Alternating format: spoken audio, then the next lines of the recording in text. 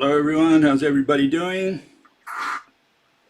Hope you're doing fine after the corona hit your city. And over here in Frankfurt, we had a cloudy day today. Perfect day to do a physics class. We got an exciting day today. We're going to talk about Mr. Susskind, Leo Susskind, my friend Leo Susskind. How's that? Anyways, let's start with a fan mail just to get right in there. Okay, we got this an issue regarding extinction, right? And the issue is that I have a theory, been having it for 20 years at least, where past species died because their economy, their economy collapsed. Okay, their ecological pyramid overturned, essentially. Okay, what disappeared is another guy. Hello. What disappeared was the food, the primary production. Okay, and so I extrapolate that to man, and I'm saying we're going to disappear in the same way. We're going to become extinct in the same way those animals in the past became extinct. I'm saying that all mass extinctions happened in exactly the same way. In the sea, in the air, on land, everywhere, okay? Irrespective of habitat. What disappeared was primary production. And the way it's going to disappear in the case of man, that's what I'm saying, okay? That's what I'm proposing. I'm extrapolating the theory now to man, okay? And I'm saying man cannot escape the same mechanism. And what's going to happen here is the global economy is going to collapse. When? Not if, but when the global economy collapses, money will be no more, and that means trade will be no more. Okay, that's the point. And at that point, we stop producing food and delivering it to the cities. And whatever food there is on the planet, that's it. That's all we get to eat. Whoever has proximity to food, well, he might be saved as long as he can defend himself. Okay, and so here the question is: you say that exchange is a human invention, yeah? So why would we uninvent it? Have we ever uninvented anything more vital in the past? And along those lines, another comment or question or whatever says, it doesn't take the population not having the carrot in front of its face to want to trade. Okay, the idea of trade communication is the start of all ideas. Well, I don't know. I think the start of ideas starts before communication. Then we communicate them. But let's continue. Trade didn't exist at some time in our civilizations. And yeah, I think that's true. Okay, at some point in time, we did not have trade. And I'm going to put a little comment that I found, little one-liner that I found in the Wikipedia, which I'll probably address next time. I don't have time to address it today. But it goes like this. Historian Peter Watson and Ramesh Manikam date the history of long-distance commerce from circa 150,000 years ago. I say nonsense to that. Absolute nonsense. These people don't understand the basics of anthropology or paleontology. They just got some ideas that they picked up from the literature by anthropologists and paleontologists. Never criticize and say, oh, the paleontologist, the anthropologist concluded this. Okay, I'm just going to put it in my book and write about it. They concluded that 150,000 years ago we were trading. No. And again, I'm not going to deal with that issue today, but I'll just say the following. Trade did not start until the Neolithic. And the main reason there is you don't trust your neighbor. You don't trust the hunter-gatherer. Okay? You have a case effect of New Guinea. New Guinea has over 300 plus tribes. Small island in the Pacific there. Not so small. There's 300 plus tribes over there. And I don't know if they all hate each other because they probably don't know each other. But tribes which are neighboring, they're enemies. In fact, one of the big problems New Guinea has today is that A lot of these people are in contact with civilized with quotation, civilized man who's selling them guns so they can use those guns to kill people in the other tribe. Now, how's that for business? So all these tribes, you know, they're independent and they see each other as different mafias. Okay. So no, and these are civilized tribes compared to what we had in the Upper Paleolithic, 335, 40,000 years ago. And, you know, in those days we had more basal hunter-gatherers. You don't trust the guy across the river, okay? He's going to kill you. That's it. There is no love in the wilderness. It's all hate. You could call it hate. It's just necessity, but there's no love, okay? So those people who think they're going to be trading after the world government falls apart, all the governments, you know, fall apart. I don't think there's going to be really a world government. All we have these little empires there. One is the United States, China, Russia. You know, these have their little empires, their region of influence, and that's the way the world will end. But once those governments collapse, you know, after that, there's no 911. You can't call anyone for defense. There won't be cavalry coming over to help you. You're on your own. And if your neighbor comes over and wants to kill you, well, you got to defend yourself on your own. That's the way it works, especially in an asphalt jungle. You don't believe me? Food is primary. No doubt about that. And you can test it with your dog, okay? He's man's best friend. He's your best friend. He wags his tail to receive you every day. Try to take that bone away from him, especially when he's hungry. And you'll see his instinct, his natural instinct come alive. And he's no more, Mr. Nice Doggy anymore. You know, he's gonna bite you, or he's gonna show his fangs at you. You know, so if you want to test the theory that whether you can trade with that dog and say, look, I'm going to trade you a ball for your beef, for your steak. Well, good luck, okay? That's all I can tell you. No, after the world collapses, that's going to be it. Okay, but I'll deal with that next time in a little more detail, okay? Another comment, more related to the subject matter of today, says you can pull a particle by throwing another particle at it. Okay, so what can I say about this?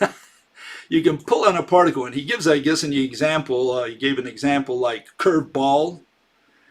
Well, you know, I've never seen a pitcher throw a curved ball that draws the batter to the mound.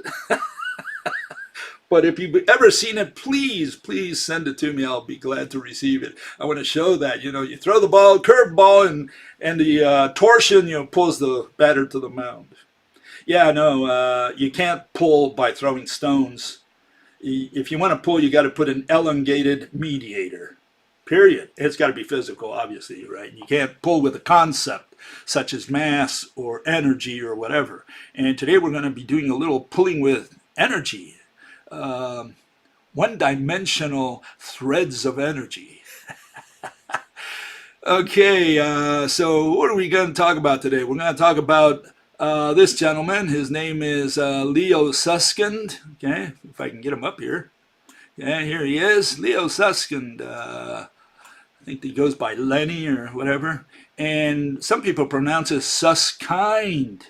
Okay, I don't like Susskind. I don't like to pronounce it Susskind because I don't think he's a kind person. And here, let's just give you an example. Okay, he badgered a guy named John Horgan, researcher. I think he was just a. I think he was a reporter or some news guy. I don't really know who John Horgan is, but a commentator, whatever. And he says, this is what Leo told him, you know, Leo Felix Susskind. He says, modern science is difficult and often counterintuitive. Where intuition and common sense failed, they had to create new forms of intuition.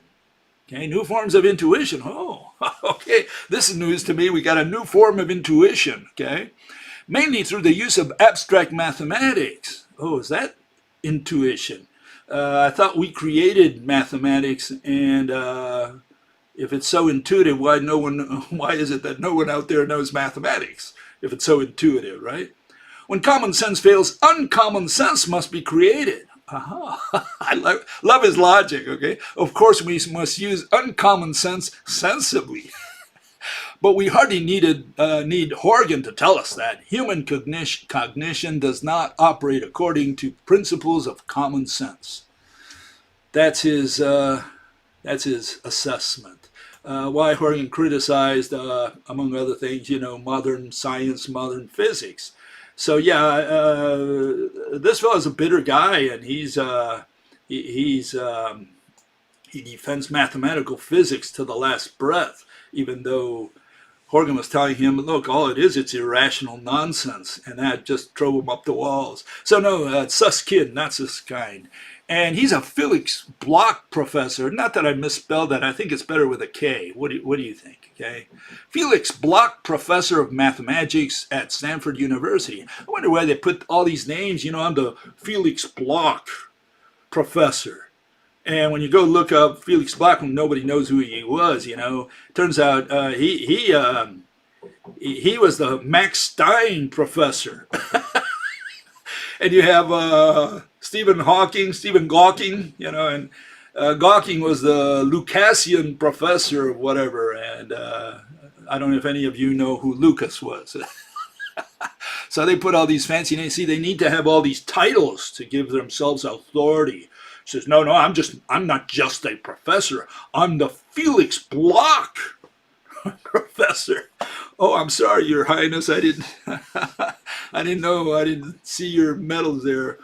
And he's the founding director of the Stanford Institute of Theoretical Physics, a member of the U.S. National Academy of Sciences, a member of the Academy of Arts and Sciences, an associate member of the faculty of Canada's Perimeter Institute for Theoretical Physics, a distinguished professor of the Korea Institute for Advanced Study. Quite a resume, okay? Quite a resume. And here are some of his medals, okay? He's a baron or something. I don't know. His Majesty's, knight or whatever. He was knighted. I don't know. It says he was awarded the 1998 J.J. Sakurai Prize and the 2018 Oscar Klein Medal. I hope all of you recognize this, okay? It's important to know that these guys, have titles, okay? You can't just treat them as ordinary mortals, okay? They have to put all this stuff, because essentially that's where the authority comes in. I'm not just an ordinary guy. I'm a baron. I'm a Felix Bloch professor. Oh, okay. And so his research interests include string theory, quantum field theory, quantum statistical mechanics, and quantum cosmology, whatever all that nonsense is. Susskind is widely regarded as one of the fathers of string theory. Yeah. He, together with a couple others, and I might mention them today, he was the first to give a precise string theoretic interpretation of the holographic principle in 1995. And I'm going to talk a little bit about the holographic principle, okay? And to first introduce the idea of string theory landscape in 2003. Not going to talk about that because it's not even worth mentioning. Essentially, something about the anthropic principle, which is total garbage, that says something in the context of the anthropic principle. Says that man wouldn't be like it is, or life wouldn't be like it is, or life would not exist if the constants or some of the variables, whatever in the universe, were not like they were. In other words, if we changed any of them, then we would not have the universe we have, or life especially, right? That's the anthropic principle. It turns it upside down. It says we wouldn't be here if it weren't for the anthropic principle, for the fact that all these constants had to be in the right place at the right time with the right relations between them. It's idiocy, total idiocy. No chance whatsoever for such ways of thinking, not in rational science, not in rationality. Okay. So again, all these people, they have their career path. What's the career path for all these folks? Well, they start out um, going to college, and they get their masters typically, right? And how do they get their masters? Well, the only way they're going to get their masters is if they bow down to the previous generation's findings. They can't upset the status quo, at least not very quickly. It's got to take time. Maybe one generation slowly, gradually believes in something else in the previous generation, but it's got to be widespread. Otherwise, there is no consensus. You can't be alone out there saying, oh, I disagree with Einstein, I disagree with Niels Bohr. You get kicked out of physics immediately. you will never get a degree. You will never get an advisor. So no, you got to bow down and more or less, fall in line. And then from there, try to work from that base and try to see if you can make a little change here and another change there, just so that you make your own career, get your own medals, okay? And, maybe even hit it in the big time, and big time today is the big screen, okay? So you have all these folks, out there that they go out there and they start out as physicists from college, and they work their way all the way to some important position, okay? And those positions, the only way you're going to get them is if you bow down to the previous generation. That is, if your advisor, somehow recommends you, or someone, some friends, whoever, recommend you to CERN, to NASA, or any of the big think tanks out there, professorships in top universities, that sort of thing. So you're not going to get a good job unless you fall in line with a catechism. That's the first issue. But once you get there, you want to continue, you want to make money especially. And the way you make money is you get out of physics, or so-called mathematical physics, okay? You have to get out of there because it gets boring after a while. All you hear about is black holes, dark matter, Big Bang. Dark matter, Big Bang, black holes. They found another black hole. And every day or every year, every month, constant on and off, I read, oh, this professor, this group here discovered something that's going to break the field wide open. This is going to change physics completely. They've been saying that for the last 60 years. They've been finding things year after year, month after month, day after day, saying, oh, look what these guys found. And because they found this stuff, it's going to break the field wide open. It's going to change physics forever.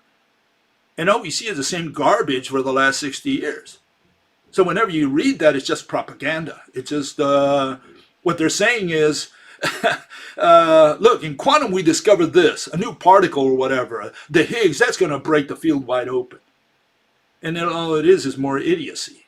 They still can't explain gravity. They can't explain mass because they haven't defined what mass is. They don't have a definition.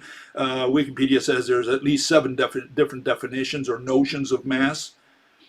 For sure, we have the relativistic mass and we have the inertial mass. So we have all these masses out there. We have energy. Nobody has defined it. Nobody knows what it is, and they don't care. They just use the word, and so on. So, whenever they use these words, they say, oh, we found something new. What could you find new? Another particle? Just name another particle because you saw another squiggly line on your computer? Is that what science is about? And no changes in the last 60 years, but there's been a shift from the previous generation to the new generation. And that shift is this string theory. And that's what I'd like to talk about today. But anyways, you have some people, I just want to mention a couple here that I'm sure most of you heard something about them, okay? Here's one fellow, his name is Max Tegmark. And he's no longer into physics, okay? He's moved on. What he does is now, he gives talk shows. He's on the circuit, on the talk show circuit, interview circuit, and maybe giving presentations here and there. And he founded the Foundational Questions Institute. He receives money from people like Elon Musk. And he's also a part of the Future of Life Institute. I guess I don't need to explain that in any detail. The title says it all. So this guy's not into physics. He moved on. He says, physics, We don't understand it. We found out everything we need to find for his generation. So now let somebody else figure out more stuff. And he moved on. He just wants to make money now. So he's not a scientist. He never was, but he's certainly not one now. He's into other stuff. Okay, he's into trying to make money and see if he can get funds for his pet peeves. Here's another fella, very popular. I think a lot of you know him. And his name is no relation to the boxer, okay? His name is Neil Tyson. And he's got a program, okay? He was celebrating here, specifically here, he had 1 million YouTube subscribers. And his program is called Star Talk, okay? And all these guys become movie actors. They're no longer into physics per se. They just get money for popularizing physics. And what do they popularize? The physical interpretations, the irrational physical interpretations that the mathematical physicists have come up until today. So that's what they give the public. And see, these guys get to talk. You say, well, why don't you get to talk, Well, you don't get to talk because if you want to talk, you got to go through the channel of command. That means you got to get a mathematical physics degree. Then you understand the language and you know what the issues are and you speak the same language as these guys. Only then are allowed to tell you your version of the universe. See, you might have a different version of how this universe works and you're never going to get it to the public because these people have total control of that. And I want you to understand one thing from my point of view, okay? This is not a conspiracy. Okay, I want you to understand. A lot of people say, "Oh, there's a conspiracy." NASA, they didn't send, the flat earthers say, the rockets didn't go to the moon and so on.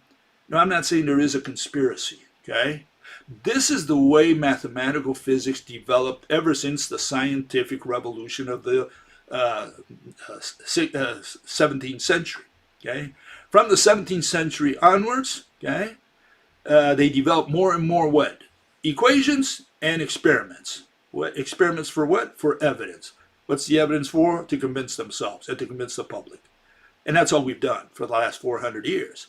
So it's not that there is a conspiracy. It's things developed that way. That was the evolution of mathematical physics after all the mathematicians got into it. They thought they were going to discover how Mother Nature runs her shop, the mechanisms, the causes, through mathematics. That's the issue, and through experimentation. And again, you can't figure out what underlies gravity because it's invisible and intangible. So there's no way that you can run an experiment and indirectly by seeing how the ball falls, discover what brought it down.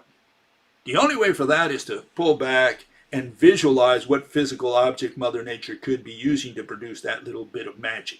That's the only way. And these people are saying, no, we do it through math, we do it through equations, we do it through experiments. And that's where we are today. So it's an evolution. There's no conspiracy here, okay? It's just all these people came through that line of thinking, and that's where they are today. And they've got these good jobs, good pay, being paid a lot by taxpayers' money. And many of these, especially not only the think tanks, but also in the colleges. Those are a lot of those are maintained through tax, through the state. Okay, so where does all this come from? Why do we need string theory? Okay, and what is this holographic universe? You could say that holographic universe is the endpoint, the conclusion from doing string theory. Okay, that's what I'm going to argue today. That's what I'm going to show today. I guess I'll just regurgitate this because this is what the mathematicians say. They ended up with the holographic universe. They're saying that string theory leads to visualizing our universe as a hologram, a gigantic hologram. Okay, that's going to be the argument. That's what these people say, and I'm just telling you what they're saying. That's all. Okay, so don't beat me up. I'm just telling you what they say. Okay, so why did we need string theory? Well, it all started sometime in 1916. And good old Mr. Albert Einstein, he came up with this bright idea. And he said space-time, okay? He was the originator. That came even before them. People like Lorentz and and others. They already had this idea, and he kind of put it all together, and he got the kudos for it. For saying, "Oh, space time." Okay, and so Einstein came up with space time, general relativity, 1915, 1916, especially, and a couple years later, 1919, we have big name in mathematical physics, Mr. Arthur Eddington, and he proved through evidence, right? He proved Einstein theory correct. And so general relativity was stamped in the minds of people from that point onwards, especially in the minds of many mathematicians of those days. A lot of them didn't believe in general relativity. They laughed at it, but they kept pushing this thing, the new generation, I guess, mainly, and it finally sunk in. And a lot of mathematicians simply started to think along those lines. And he accepted his explanation for gravity, especially, the warping of space-time. And what happened? 1919 also, we had Mr. Rutherford. He discovered a proton, did his gold foil experiment.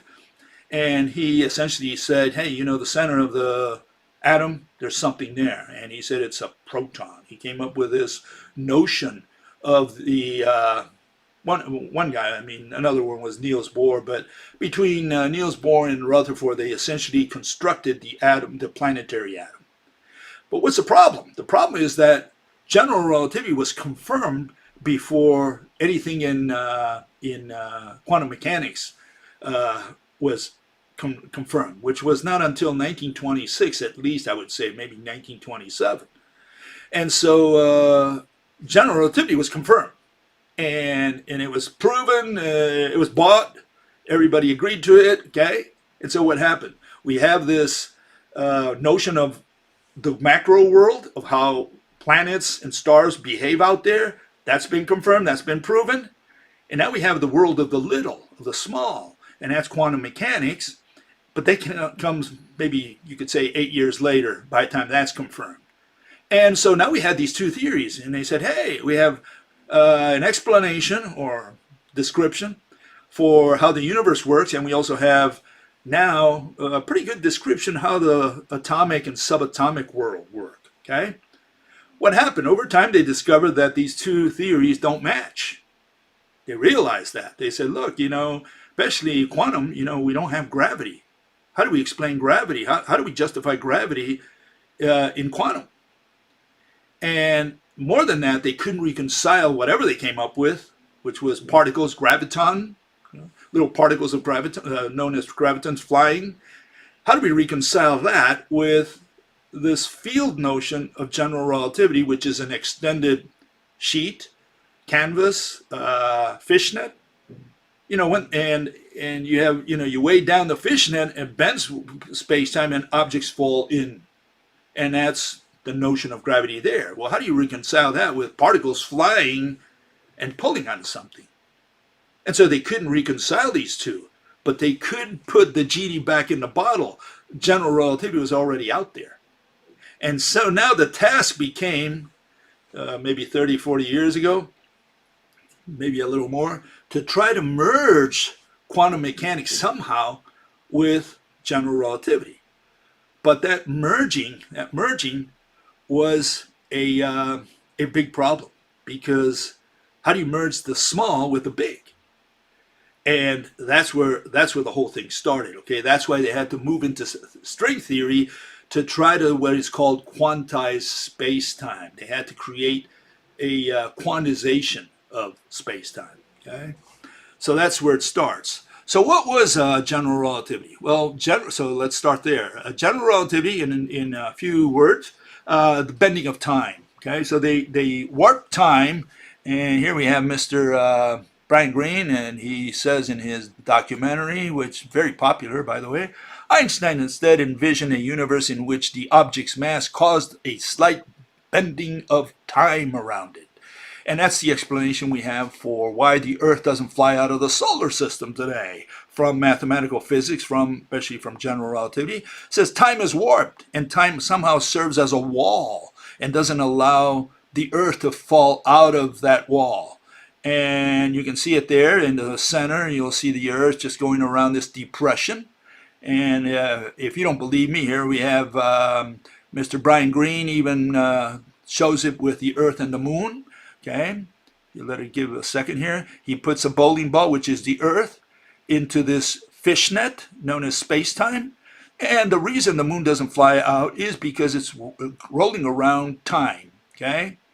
Warp time, okay? And so this warp time serves as a wall. It doesn't allow the moon to leave, the orbit of the Earth, okay?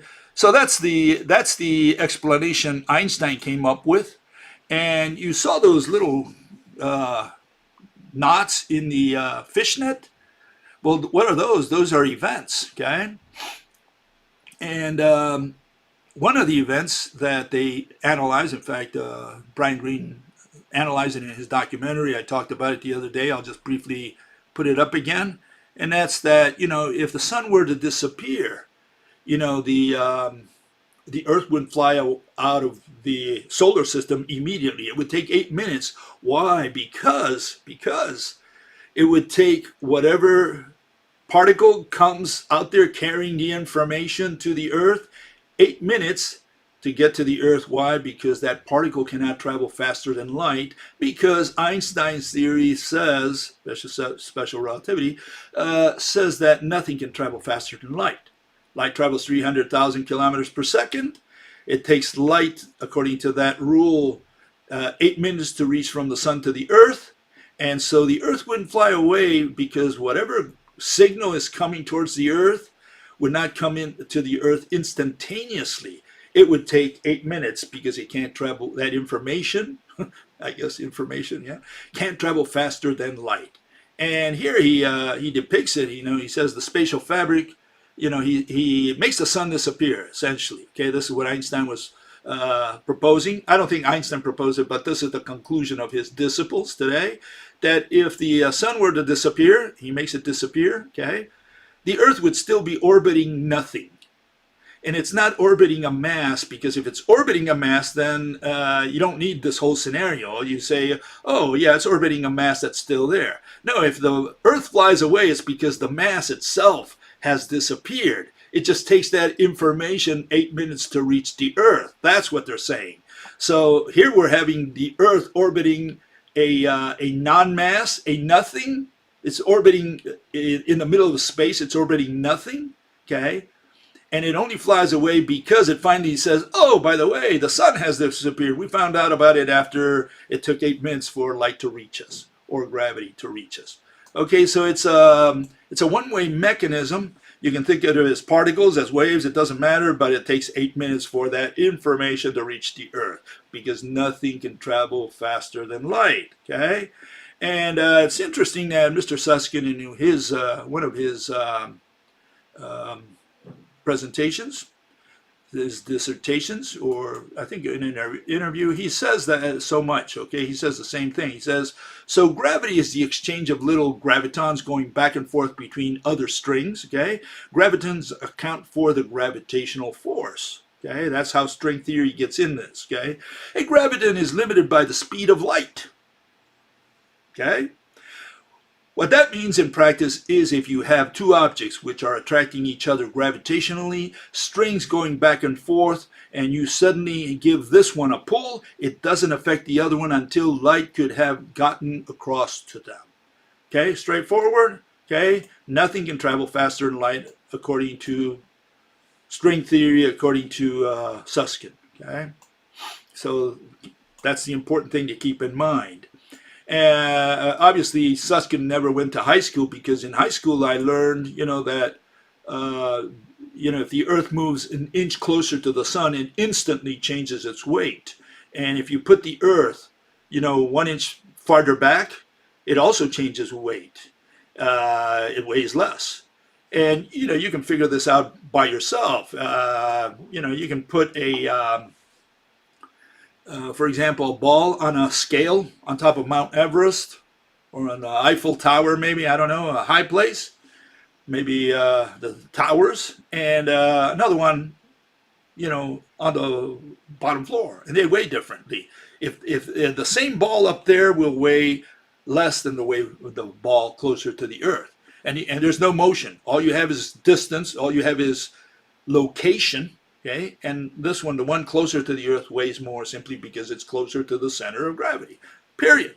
So this nonsense that Susskind and Greene put out there, they never learned the basics. I don't know where they went to college, maybe some second-rate college. This is stuff we learn in high school, okay? And so there should be no excuse for them to say such nonsense as that it would take 8 minutes for light to reach the Earth before the Earth finds out that the sun has disappeared, okay? Okay, so what do we have to do in string theory? And string theory came as a result of trying to quantize space-time. That means, in terms of quantum mechanics, that if you look at space-time, it's got, you saw the grid there, and the joints on the grid, we'll call them knots, okay? You have to identify that in terms of quantum mechanics. You say, well, what is that? What is that point? And the way it came about was through the black hole. See, the black hole is conveniently zero-dimensional, okay? Has no size, no radius, no volume, okay? It's got all this mass, but it's got no volume because it's at the center of a black hole, you have a singularity, and that's essentially the heart of the black hole. And it turns out that the singularity is just like the geometric point. They're both zero-dimensional, no size, no volume, no nothing, okay? And the point is what they use for the point particle in quantum mechanics. So now here you have something from general relativity, consequence of general relativity, which is the black hole, and somehow we can use that to try to fit quantum mechanics in there, into general relativity. And if we can get the mathematics of what happens at the particle level, at the point level, right? If we can somehow reconcile it with what happens in a black hole, which is the point in space-time, hey, maybe we have some reconciliation between these two points, the point in quantum mechanics and the point in space-time. Okay, so where does the point in space-time come in? Well, it comes from this, from the event. Okay, each one of those knots there, that's an event, a point in space-time. That's what it's known as. Okay, and here you have, if I can put it up here, okay, here you have a different view of that, okay? You have all these luminaries, all these celebrities, and they tell you that the basic element of space-time are events. An event is something that takes place at a single point in space, a specified point in time. You get the word point, and you get the word space-time. Oh, we're close.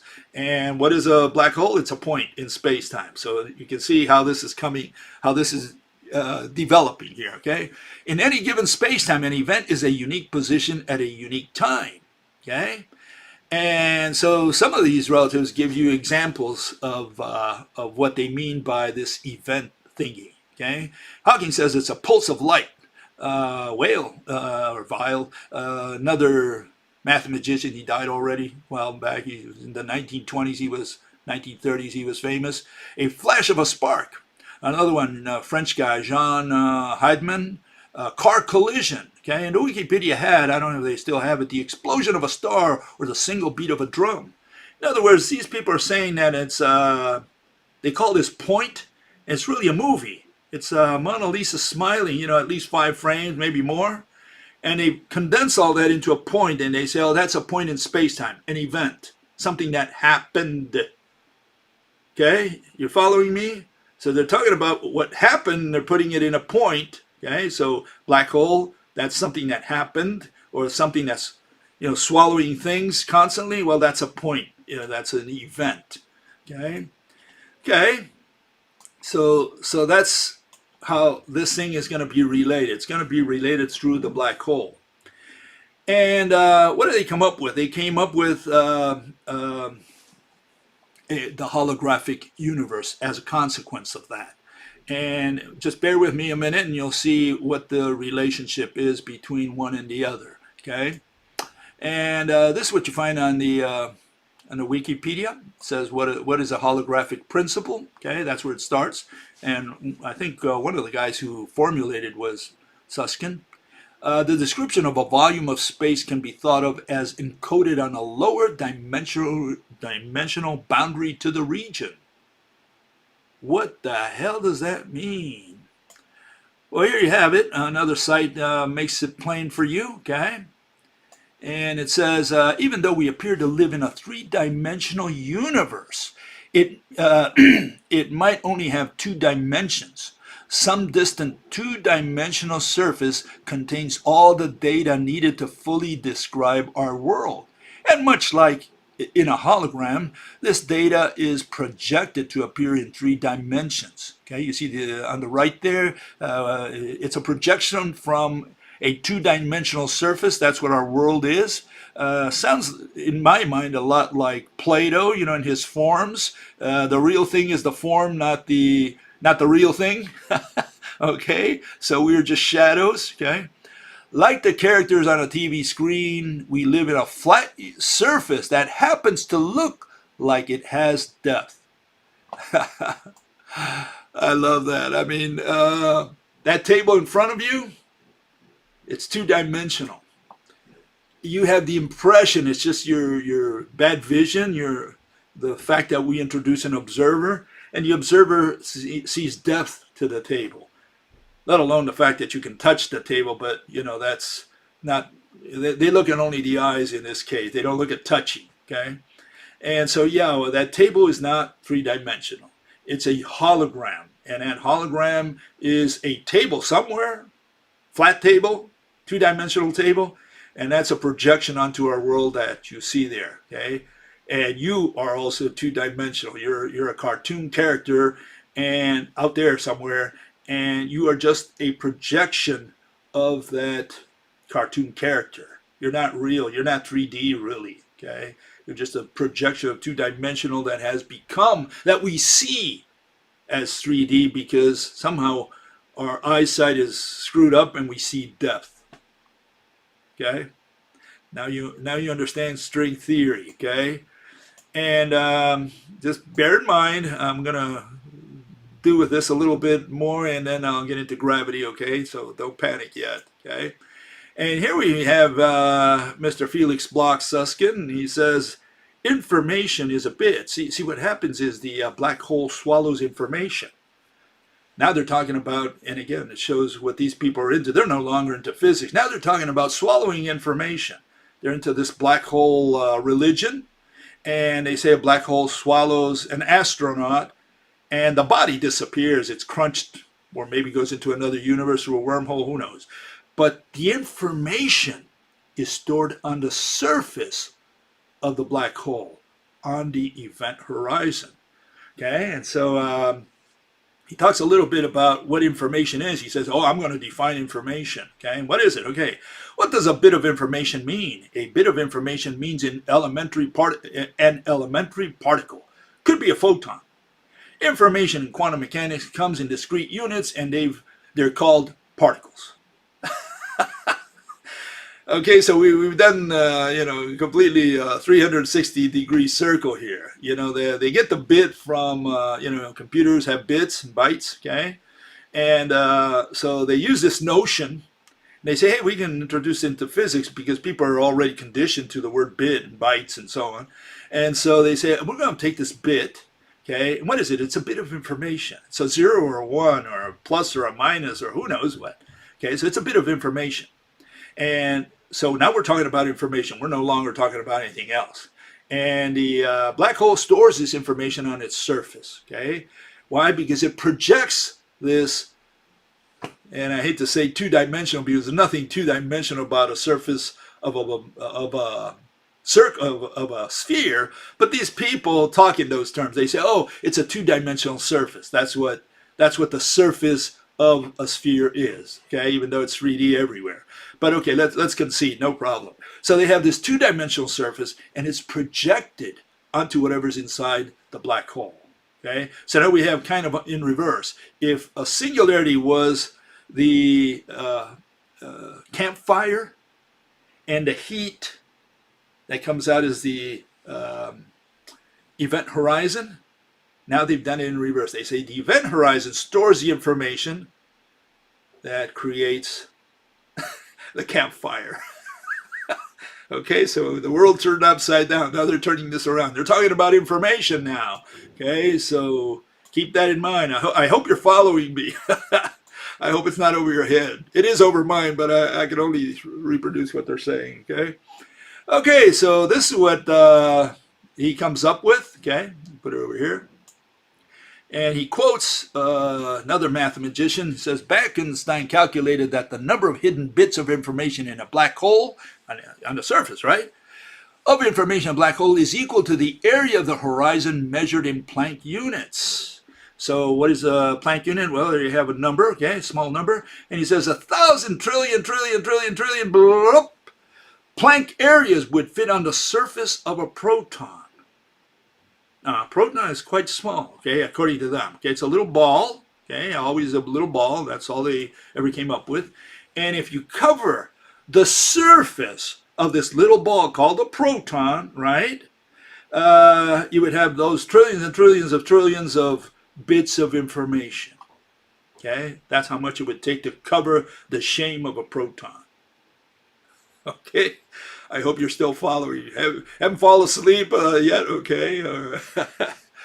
Okay, and one guy that criticizes this, now let's go with that first, is this fella here, Sheldon Glashow.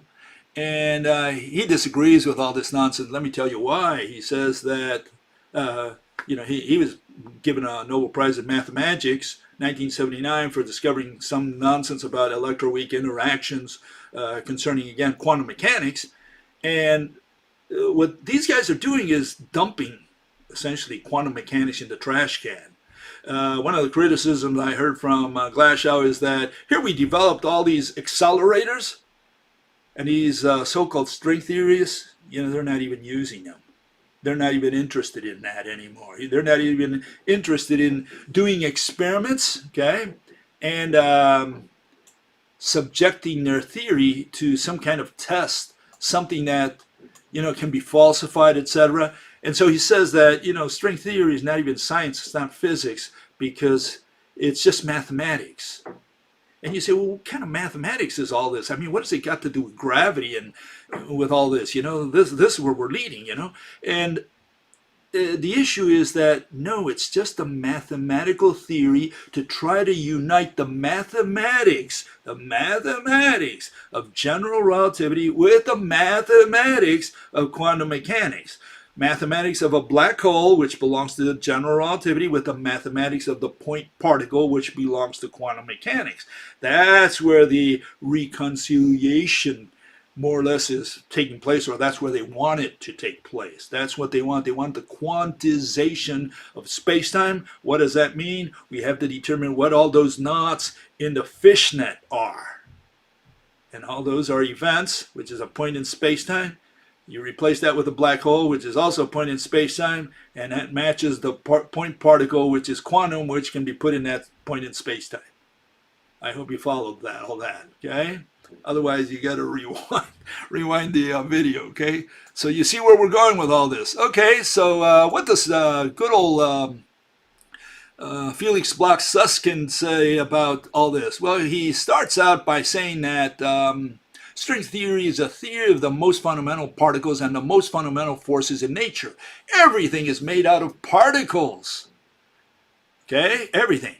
The little particles are one-dimensional threads of energy. They vibrate. Okay?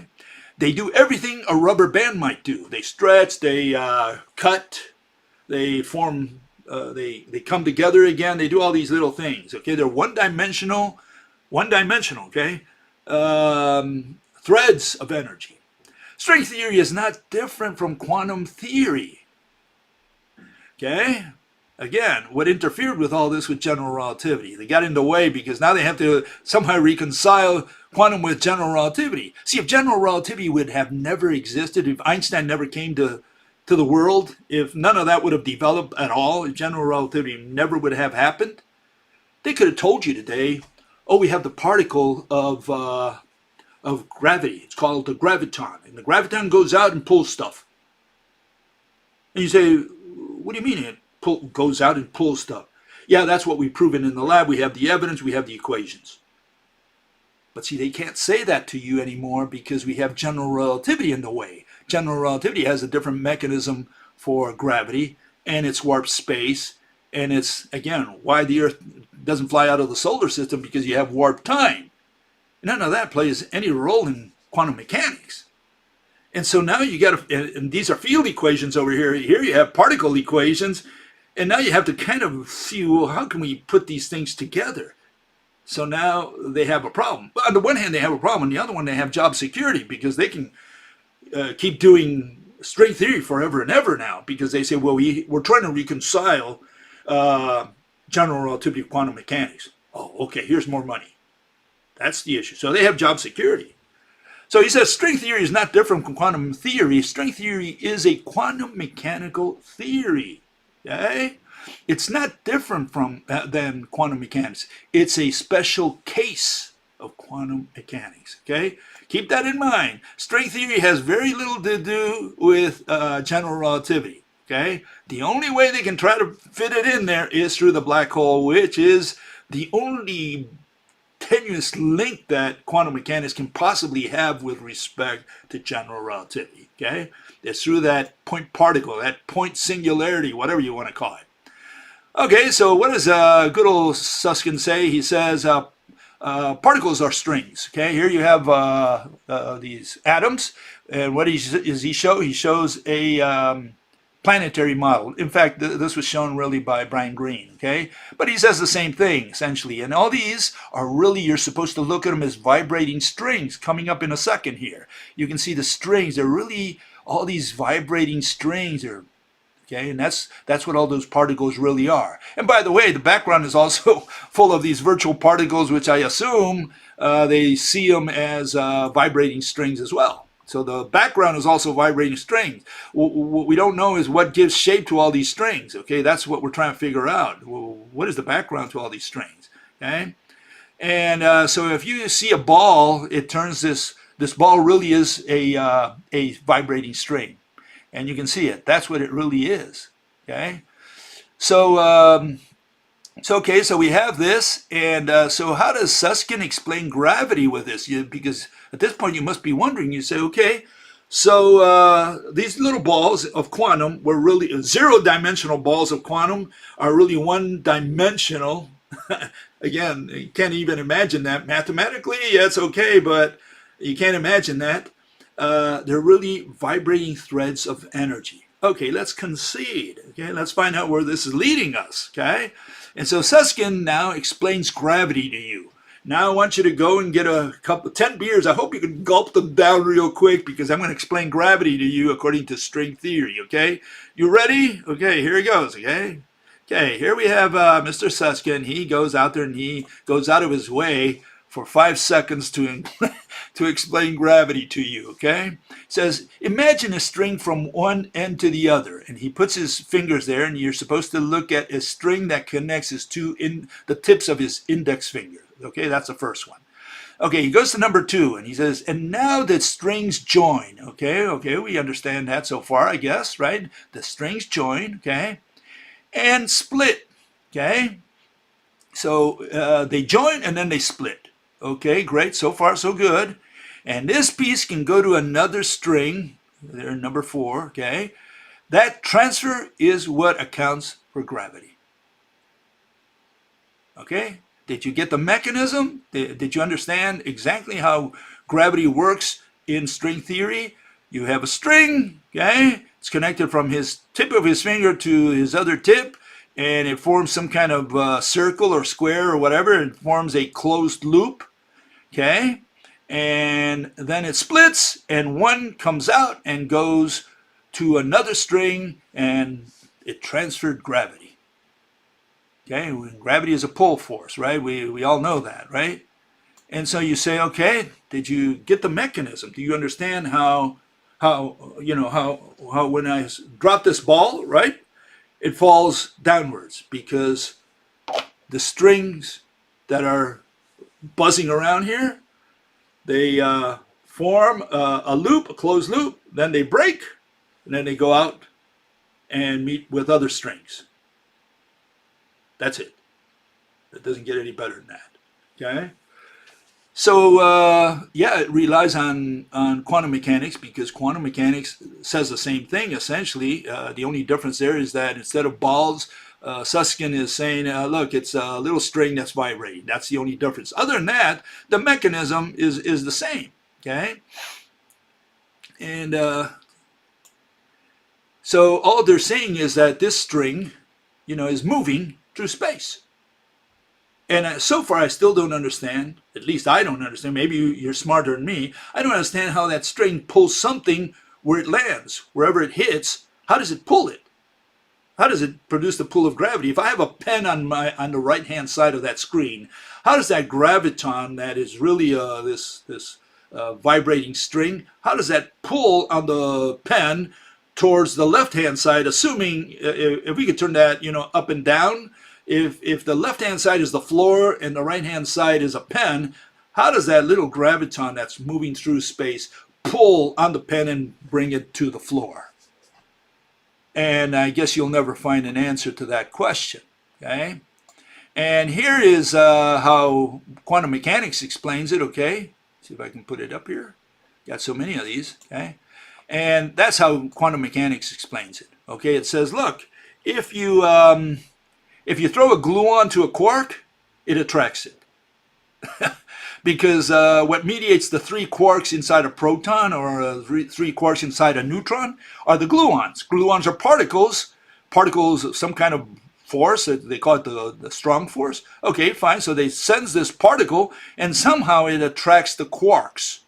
Now, the quarks don't come together. I guess they maintain their distance, but that's what keeps the quarks from flying apart. That's their argument.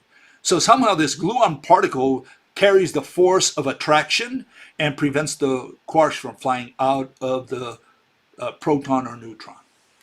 And what string theory Susskind has done is just say, well, it's not really a particle. It's the graviton. It's really a vibrating string. Okay, I still don't understand the mechanism, whether you talk about particles or a vibrating string. Zero-dimensional particles, one-dimensional strings, it doesn't matter. Tell me how it pulled the pen to the floor. That's what I want to understand. And we still don't understand it. Okay? So we don't have a good explanation so far from Mr. Susskind. I don't know what this string theory gave us or is attempting to give us, because they still haven't found gravity, right? But it turns out that they have another mechanism also in string theory. Again, they've got all these dualities to try to cover all the bases. This one comes from the stack exchange, a prominent mathematical so-called physics site, okay? And this is their explanation. And I want you to keep close attention. You'll see that it's a little different than what Susskind just explained. The little string going out there and somehow pulling things over. And here's what the stack exchange says, okay? It says the following. It says, you cannot say that the graviton is propagating in space-time. Oh, so what was Susskind talking about? Felix Bloch there. I thought he was saying that it propagates and somehow, interacts with another string out there, and that's gravity. Okay, these guys are saying, no, you cannot say that the graviton is propagating in space-time. The graviton is a quantized fluctuation of the space-time itself, not just propagating in it.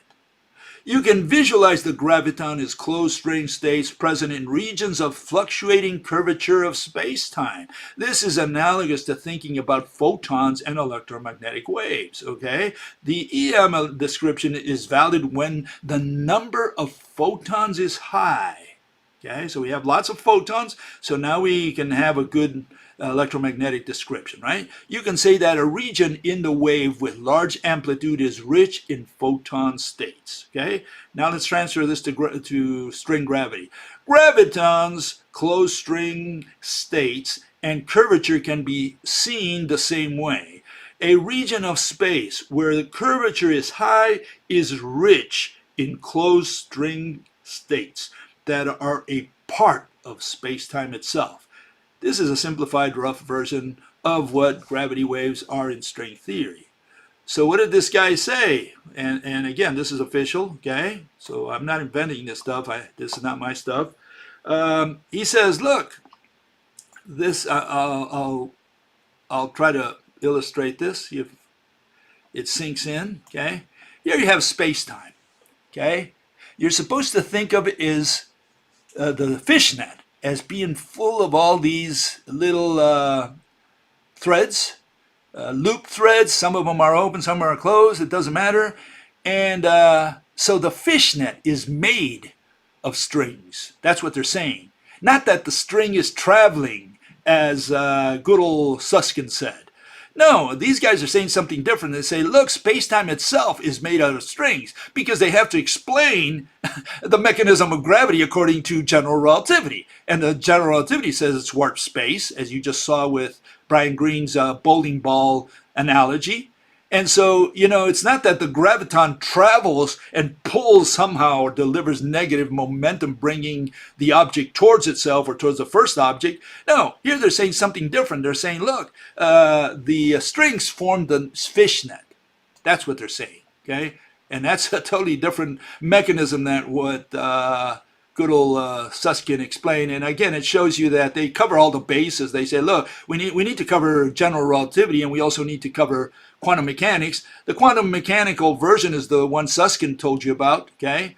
And this one is the general relativity version, okay? And so what do they say? Okay. So it says the gravitational field is macroscopic. It should be thought of as a condensate of a huge number of gravitons, which are one of the space-time particles associated to a degree of freedom of the string. That's another version from the same site, the Stack Exchange. This was on another thread, by the way. So two threads say the same thing, that it's part of space-time, okay? So it's not like one guy said it. No, here we have Stack Exchange would not approve it if it's not official, okay? So that's another thing you should be aware of, okay? And here you see Brian Greene. I showed this the other day, but he reinforces this, okay? He says that space-time itself is made of these closed loop dimensions. They're circular dimensions, okay? And that is your space-time, okay? So that's what space-time is, okay? It's made of these closed loop threads of energy, one-dimensional ones, okay?